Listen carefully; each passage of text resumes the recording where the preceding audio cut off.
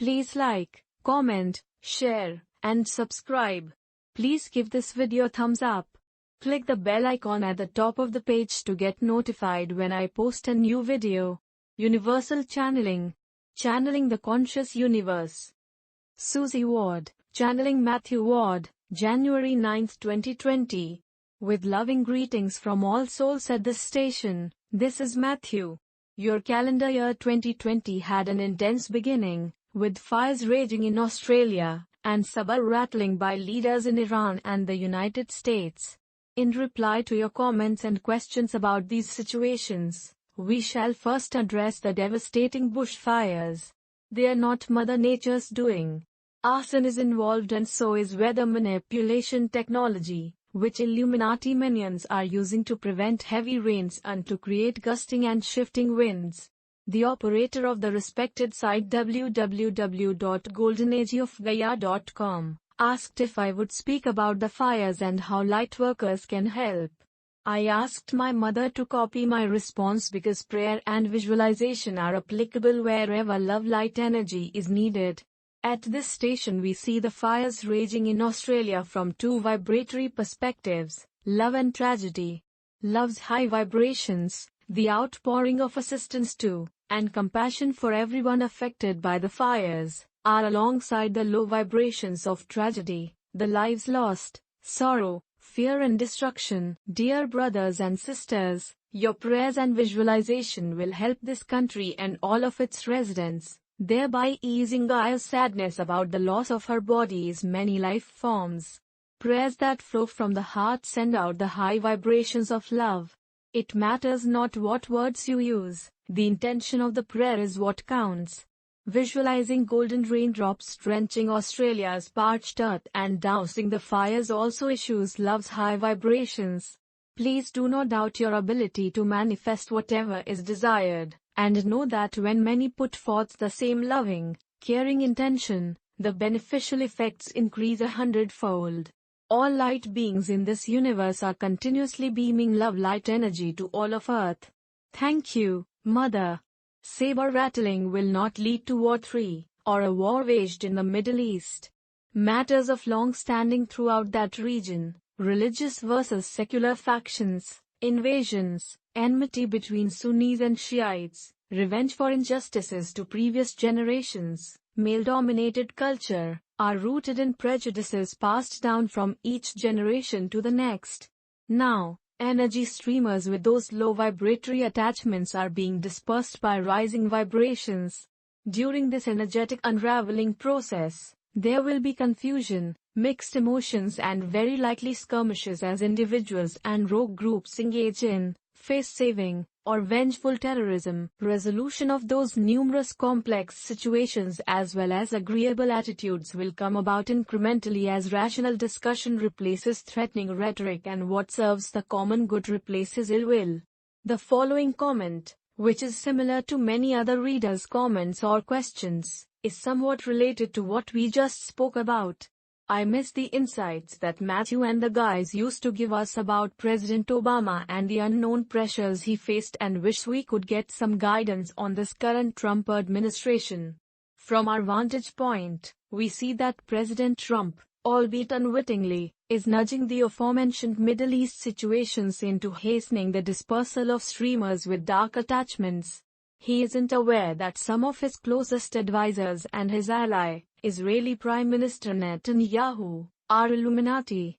Although he followed their advice to assassinate Iranian General Soleimani, he is resisting their pressure to wage war with Iran and to turn against Russian President Putin, who, along with his country, has been unjustly maligned by your controlled media. Behind the scenes, Mr. Trump is working with other influential individuals to hold the Illuminati accountable for their crimes against humanity.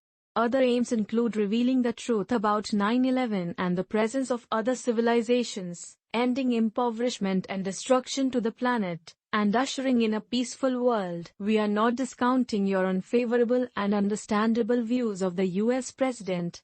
We are asking that you acknowledge the higher good he is serving, however unawares insofar as energy activity in the Middle East, and that you put his administration's distressing policies into the context of what we said shortly after the 2016 presidential election. The election outcome doomed the Illuminati's plan to put one of their own back in the White House after 8 years of having to fight a president who fought back to the extent he could. Planetary vibrations will strengthen and advance only endeavors that best serve Earth and all her life forms. Anything to the contrary cannot be long-lasting. Hard-won rights and progress in social justice cannot be dismantled. It is not the destiny of Earth's peoples to go backward, but to move ever forward toward peace, mutual respect, cooperation and life in harmony with nature. The world where life is like that and the planet is restored to health and pristine beauty, the world you are helping to create in linear time, already is vibrantly flourishing in the continuum. Former President Obama, the highly evolved soul that agreed to go to Earth and become US President, was light-filled when he embodied, and his light has not diminished one iota. Persons who recognize this truth are not fooled by the photoshopped pictures and fabricated films disseminated by dark ones to besmirch his character. What is true is that due to Illuminati threats to kill his family if he didn't cooperate, he gave in to demands that he was told were non-negotiable. One was appointing Hillary Clinton as Secretary of State and another was endorsing her in the 2016 presidential race. The threats against his family are ongoing. An example where Illuminati in Congress and beyond had their way is the Affordable Care Act.